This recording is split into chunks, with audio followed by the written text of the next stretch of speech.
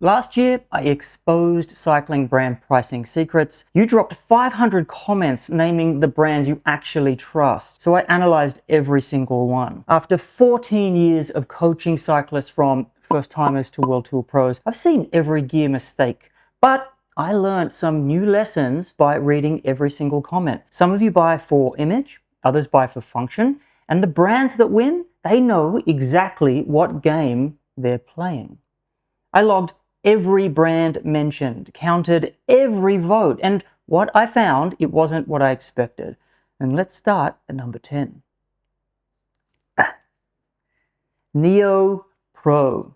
Based in Australia, we call this the rider who doesn't say much on the bunch ride. It just sits back in the pack, totally unnoticed until they drop everyone halfway up a climb. Direct to consumer, stripped back, no fluff, delivered to my front door for under $200 fits better than my $400 bibs. You won't find any influencer campaigns or dreamy mission statements here, just honest materials and pricing that actually feels fair. Yes, there's reports that the quality can vary a little from batch to batch, but Neo Pro gets something right that a lot of the big players forget. Your ego isn't stitched into the size of your logo.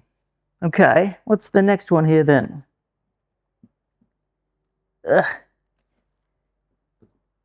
Galibier from Ireland. It's the no-hype performer. Galibier is what happens when a brand decides to just keep showing up. No drama, no drops, no loud branding. 5 seasons still fits like new. It's like that one rider who trains through winter, rides through the rain, and never, ever, ever complains.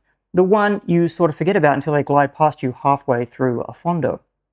Galibier is the kit equivalent of a well-worn steel frame, not flashy, but solid. Their customers, they probably fix their own bottom brackets in the garage, in the dark, using a torque wrench that they've owned since 2003. This brand doesn't chase trends, it just works. And for a certain type of rider, that's all it needs to do. Next one, number 8 on the list, Van Rysel, the Disruptor. A supermarket brand racing at World Tour level, that's the kind of chaos that cycling needed. Van Rysel, Decathlon's house brand, is something a lot of us weren't sure about until the performance numbers started rolling in. €70 jerseys, €90 bibs, aero tested, race ready, and yes, genuinely fast. Now you know what the margin really is. Fit can be a little inconsistent apparently. Stitching isn't always perfect, but when it comes to price, to performance, it's almost rude how good it is. Van Rysel is what happens when accountants discover aerodynamics and suddenly, a lot of high-end brands start looking a little overpriced.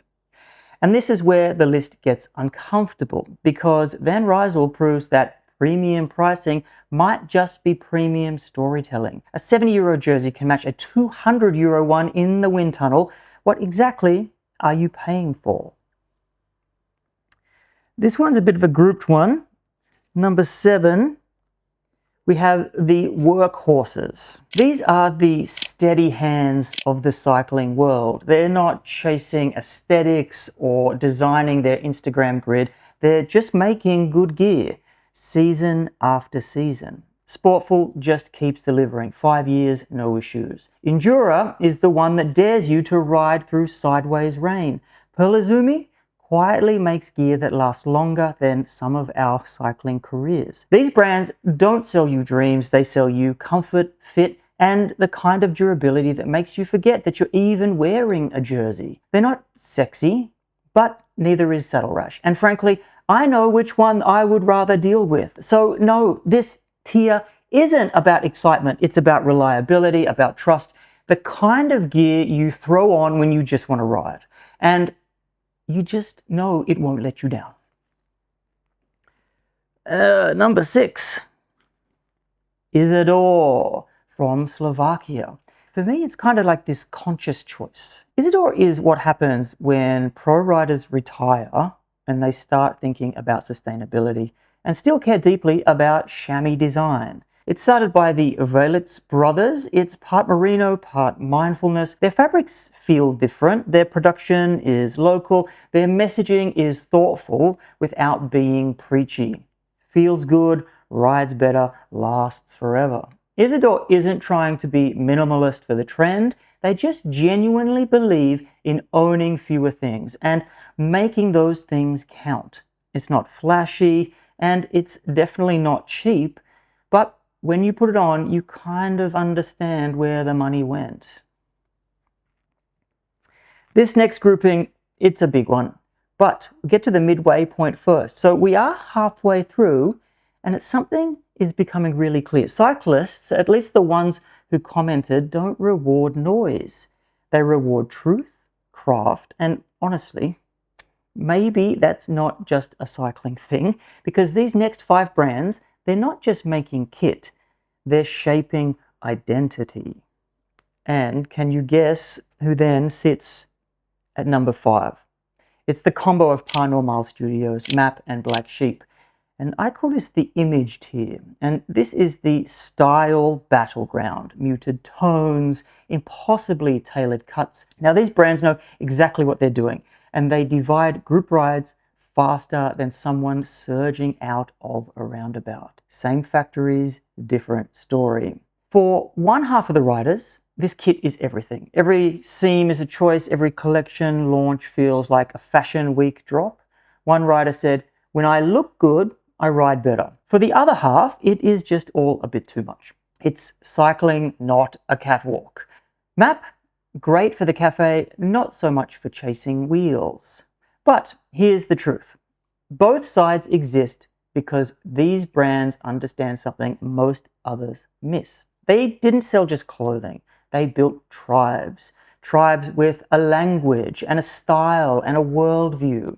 And whether you love them or you roll your eyes at them, they shape the direction of cycling style. They move first, the rest of the scene follows.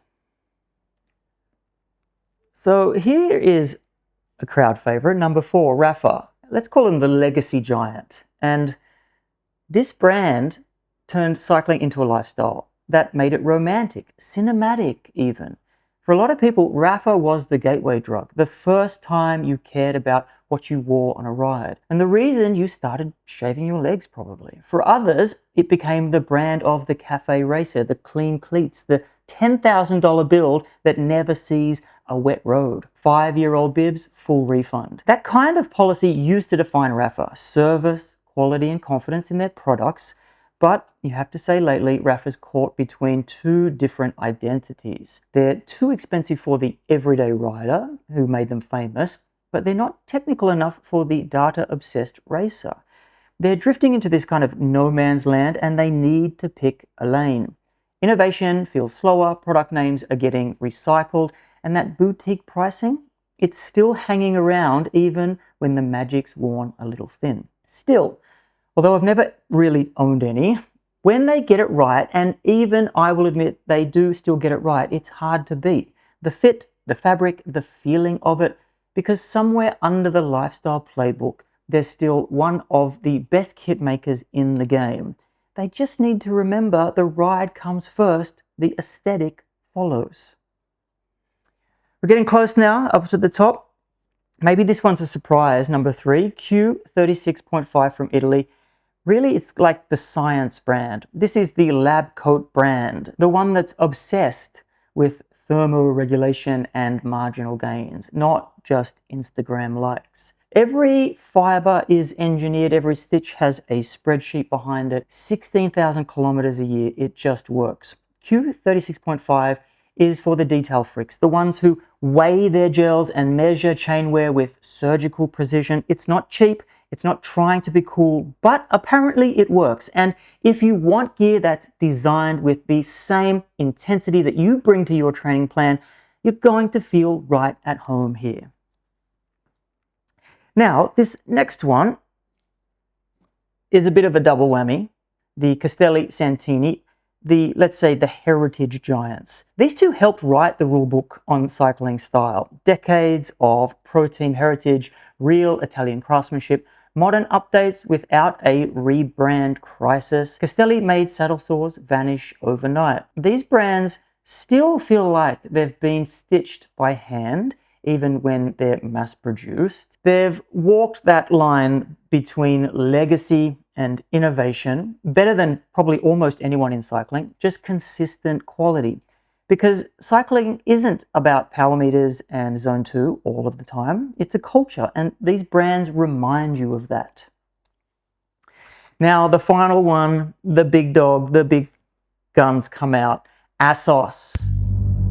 So we finally reached the summit, the gold standard. The brand that most riders try to pretend they don't want until they finally cave in and buy a pair of bibs that change everything. Changed my cycling life. ASOS isn't about flash. It doesn't care about trends, or it didn't until recently. It just fits perfectly. Like the fabric is an extension of your body. I've only ever owned 2 things from ASOS, and yes, they were the best cycling clothes I've ever worn. And that's exactly why it's number 1. Not because it's the best value, Van Rysel wins that. Not because it's the most durable, Glibier takes that crown. But because ASOS achieves something almost no other brand does. The kit disappears completely. No friction, no distraction, no mental noise about comfort. You just get to go out and ride on the road. And that's not clothing, that's the purest expression of function. Yes, they're expensive, sometimes weirdly fragile, but the first time you wear them, you just understand. There's no friction, no fidgeting, no noise in your head about whether you're comfortable. You just ride. It's clothing, it's engineering disguised as fabric. The difference between a good ride and something closer to a religious experience. And hey, if anyone from ASOS is watching, this isn't sponsored, but it probably should be. I already talk about you like I'm on payroll. Let's just confirm it. So maybe this list really wasn't about brands. Image gets you in, function keeps you loyal. Same thing applies to bikes, jobs, probably relationships too. The first kit you buy, that says who you want to be. The one that you keep wearing, that says who you are. So here's the takeaway. Buy kit that makes you want to ride more. Not because it looks good in photos, but because it disappears when you're actually riding. Because the best gear, you just forget when you're wearing it. Drop your top 3 in the comments. Tell me where I went wrong and if this helped you make a decision or avoid a bad one. Or if you missed how this all started, the breakdown of what brands don't want you to know is in this video.